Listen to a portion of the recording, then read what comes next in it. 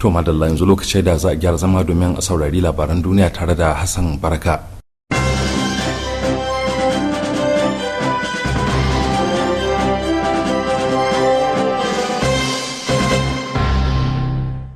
To da farko ga muhimman kanun labaran.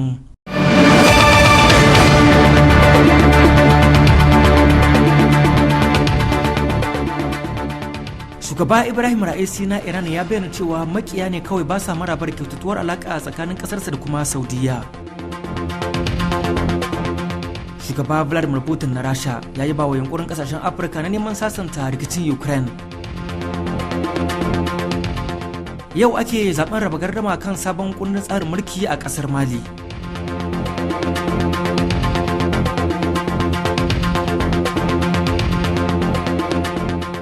Tun suka labaran kamar yadda za su zo maku. Shugaba Ibrahim Ra'isi na Iran ya bayyana cewa makiya ne kawai musamman Isra'ila ba sa maraba da kyautatuwar alaƙa tsakanin ƙasarsa da kuma Saudiya. A wata ganawa da yi da ministan harkokin wajen Saudiya Yarima Faisal bin Farhan a birnin Tehran a jiya Asabar. Ra'isi ya ce kasashen musulmi da dama sun yi maraba da kulla alaƙa tsakanin Iran da kuma Saudiya a matsayin kasashe biyu masu tasiri a duniyar musulmi. Ya ce Iran ba ta sanya iyaka ga faɗaɗa alakarta da ƙasashen musulmi. Makiya musulmai ne kawai musamman gwamnatin Sahayoniya ke adawa da haɓakar haɗin gwiwa tsakanin Iran da kuma Saudiya. Gwamnatin Sahayoniya ba wai makiyar Falastinawa ba ce kawai, barazana ce ga dukkan musulmi, in ji shugaba Ra'isin.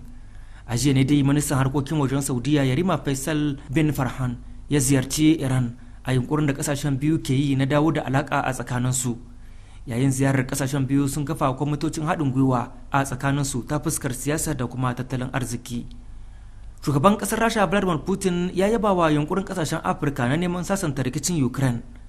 A Rasha mun yaba sosai da wannan yunkurin na ƙasashen Afirka na neman sulhu da samar da zaman lafiya, in ji shugaba Putin. Jiya Asabar ne tawagar shugabannin Afirka suka kai ziyara Rasha don lalubo hanyar kawo ƙarshen yakin na Ukraine. Yayin da yake jawabi, Mr. Putin ya shaida wa shugaban Afirka ta Kudu Cyril Ramaphosa da takwarorinsa cewa kyautata alaka da kasashen Afirka abu ne da ya fi muhimmanci, ya kuma yaba wa yunkurin da tawagar ke yi kan kawo ƙarshen yakin. Shugaban Afirka ta Kudu Cyril Ramaphosa ya ce nahiyar Afirka ta ɗauki wannan matakin ne da kyakkyawan fata, amma babban abu mai muhimmanci shine kawo ƙarshen yaƙi tsakanin Rasha da kuma Ukraine. A ranar Juma'a da ta gabata, tawagar ta Afirka ta fara ganawa da shugaban Ukraine Volodymyr Zelensky, wanda ya shaida musu cewa babu tattaunawar sulhu matukar Rasha ta ci gaba da mamayar kasarsa. To labaran duniyar na fito muku ne daga nan rediyo Hausa VOH daga birnin Tehran. Bangarorin da ke rikici da juna a Sudan sun amince da sabuwar yarjejeniyar tsagaita wuta ta sa'o'i 72 da za ta fara aiki daga karfe 6 na safiyar yau Lahadi, kamar yadda kasashen da ke shiga tsakani a rikicin Saudiya da Amurka suka bayyana a wata sanarwar haɗin gwiwa.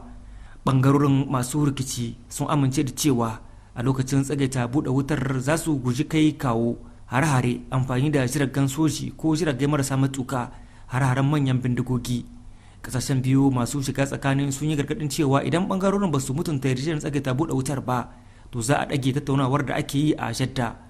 An dai sha cimma yarjejeniyar tsagaita wuta tsakanin bangarorin da ke rikici a ƙasar ta Sudan, sai dai kowanne daga bangarorin ka zargin juna da keta yarjejeniyar. Hukumomin lafiya dai a kasar ta Sudan sun ce fiye da mutum 3,000 ne aka kashe, yayin da mutum 6,000 suka jikata tun bayan barkewar rikicin kasar a ranar 15 ga watan Afrilu tsakanin rundunar sojin kasar da dakarun tsaro na RSF. Ko a jiya Asabar ma dai wasu hare-hare ta sama sun kashe fararen hula 17 da suka hada da kananan yara 5 a Khartoum, babban birnin kasar. A Mali yau Lahadi ne 'yan kasar ke kada kuri'a a zaben raba gardama kan sabon kundin tsarin mulkin kasar. Kudurin da ke kunshe a kundin, wanda gwamnatin rikon kwadar soji ta gabatar, ya tanadi wasu sauye-sauye ta yadda za a mika mulki ga farar hula. Kundin ya kuma tanadi karfafa wa shugaba mulki, sannan kuma ya tanadi yin afuwa wa jagororin juyin mulkin da aka yi gabanin gabatar da daftarin kundin tsarin mulkin kasar. Haka ne ma ya sa tuni aka fara nuna fargaba game da raɗaɗin cewa shugaban mulkin sojin kasar Kanal Assimi Goita na da niyyar tsayawa takara a zaɓukan kasar masu zuwa. A can baya dai sojoji masu juyin mulkin sun yi alkawarin cewa ba za su shiga zaben ba. Ana sa ran samun sakamakon zaben a cikin sa'o'i 72 masu zuwa. To jama'a, ƙarshen labaran duniyar kenan a daidai wannan lokaci daga nan Radio Hausa VOH.